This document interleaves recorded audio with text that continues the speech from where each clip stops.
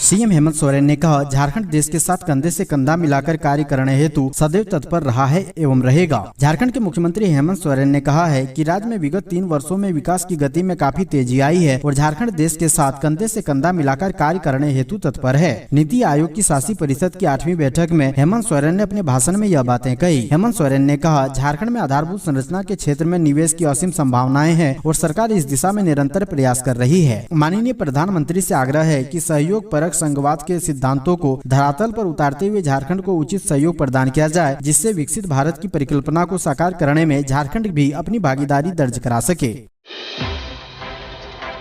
झारखंड के सरकारी स्कूल में मलाला के पोस्टर पर बवाल, लोगों ने जमकर किया विरोध। झारखंड के रामगढ़ जिले के कुज्जू स्थित पब्लिक हाई स्कूल इन दिनों विवाद का केंद्र बन गया है। दरअसल सरकारी स्कूल में पाकिस्तान की सोशल एक्टिविस्ट, नोबेल पुरस्कार विजेता मलाल यूसुफजई का पोस्टर लगा दिया गया है।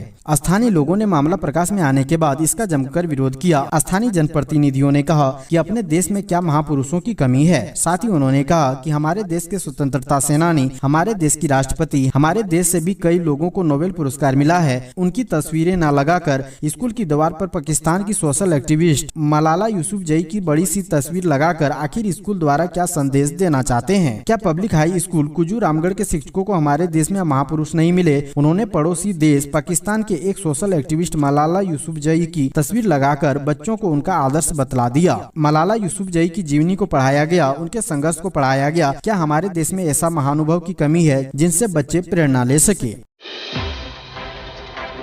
झारखंड में शराब के लिए होलोग्राम छापने वाली कंपनी को हटाया जाएगा। विभाग ने कई बार दिया था आदेश। झारखंड सरकार होलोग्राम छापने वाली कंपनी प्रिज्म होलोग्राफिक एवं फिल्म सिक्योरिटीज प्राइवेट लिमिटेड से काम छीनने की तैयारी कर रही है। छत्तीसगढ़ शराब घोटाले में उक्त कंपनी के फंसे होने की वजह से सरकार के स्तर से यह कदम उठाया जा रहा है। झारखंड सरकार ने इस कंपनी को 5 साल तक के लिए शराब की बोतलों पर लगाया जाने वाला होलोग्राम छापने का काम दिया था। नई शराब नीति के तहत राज्य में शराब का कारोबार मई 2022 से शुरू हुआ था। गौरतलब है कि यहाँ नई शराब नीति के सलाहकार के रूप में अरुण पति त्रिपाठी को नियुक्त किया गया था। साथ ही Prism holographic and film security private limited को होलोग्राम छापने का ठेका मिल गया था, जबकि राज्य में मेन पावर सप्लाई करने का काम सुमित फैसिलिटीज को सौंपा गया। सीएम हेमंत सोरेन ने कहा, पिछड़ों के आरक्षण को बढ़ाने और बकाया रॉयल्टी पर केंद्र के सामने मजबूती से रखेंगे अपनी मांग। मुख्यमंत्री हेमंत सोरेन ने कहा कि पिछड़ों के आरक्षण की सीमा बढ़ाने और बकाया रॉयल्टी की मांग केंद्र के सामने आगे भी मजबूती से रखेंगे। नई दिल्ली में नीति आयोग की बैठक में सम्मिलित होने के बाद रविवार को शाम में रांची लौटने पर बिरसा एयरपोर्ट पर मीडिया के सवालों का जवाब देते हुए उन्होंने कहा कि वे इसकी मांग पहले भी रखते रहे हैं, कल भी केंद्र से इसकी मांग रखी और जरूरत पड़ने पर आगे भी रखेंगे। मुख्यमंत्री ने कहा कि प्रधानमंत्री का कहना है कि राज्य विकसित होगा तो देश विकसित होगा। निश्चित रूप से राज्यों को भी अपने गांवों का विकास करना होगा।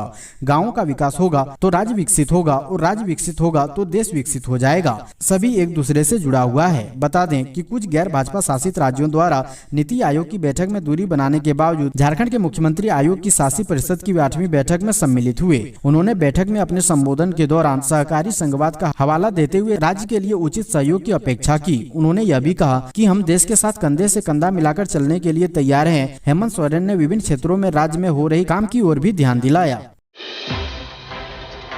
दुमका में सड़क हादसे में युवक की मौत पर फूटा लोगों का गुस्सा। दुमका रानेश्वर बाईपास रोड पर लगाया जाम। बाइक दुर्घटना में युवक की मौत से नाराज लोगों ने जमकर हंगामा करते हुए दुमका रानेश्वर बाईपास रोड पर रविवार को जाम लगा दिया। गुस्साए ग्रामीणों ने रोड निर्माण कंपनी के पानी टैंकर को आग के हवाले कर दिया। रोड पर बड़े बड़े बोल्डर को लगाकर वाहनों के परिचालन को पूरी तरह लोगों ने ठप कर दिया। लाठी डंडे से लैस ग्रामीणों ने एक भी वाहन को गुजरने नहीं दिया। आक्रोशित लोग वाहनों को वापस लौटाने भी नहीं दे रहा था। कई बाइक सवार युवकों को खदेड़कर नाराज लोगों ने पकड़ा और लाठी डंडे से पिटाई भी की। इसी बीच जीप उपाध्यक्ष सुधीर कुमार मंडल एवं जीप सदस्य जयंत जंती के वाहन वहां से गुजर रहे थे। लोगों ने दोनों को घंटों घटना स्थल पर बैठाए रखा।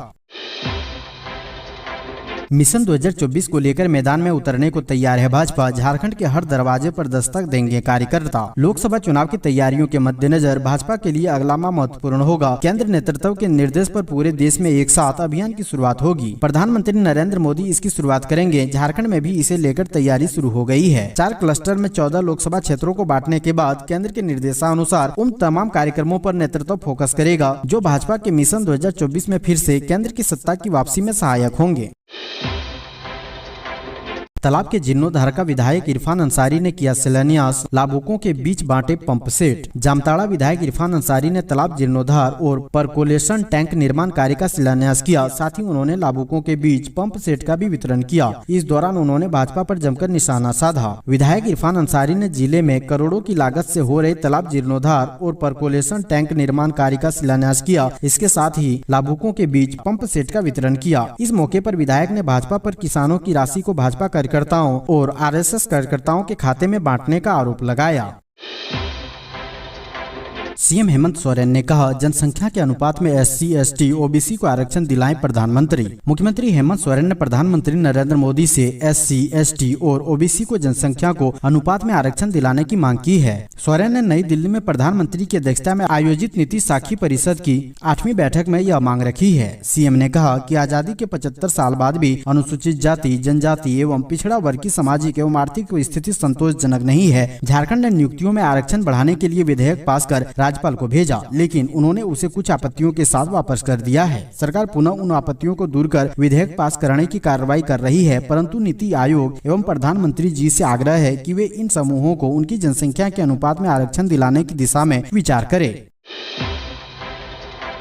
नए संसद भवन के लोकार्पण पर पूर्व मुख्यमंत्री ने पीएम मोदी को दी बधाई। प्रधानमंत्री नरेंद्र मोदी ने आजाद भारत में बना नया संसद भवन देश को समर्पित कर दिया है। रविवार को पारंपरिक परिधान में प्रधानमंत्री नरेंद्र मोदी ने नए संसद भवन का उद्घाटन किया। नए संसद भवन के लोकार्पण पर भाजपा ने हर्ष व्यक्त करते हुए इसे ऐतिहासिक क्षण बताया और पीएम नरेंद्र मोदी एवं देश की जनता को बधाई दी। नए संसद भवन के लोकार्पण पर भाजपा के राष्ट्रीय उपाध्यक्ष पूर्व मुख्यमंत्री रघुवर दास ने प्रधानमंत्री नरेंद्र मोदी को भारतीय संस्कृति और वास्तुकला से सुसज्जित भव्य और आकर्षक लोकतंत्र का मंदिर देश को देने के लिए झारखंड के 3.25 करोड़ जनता की ओर से बधाई दी।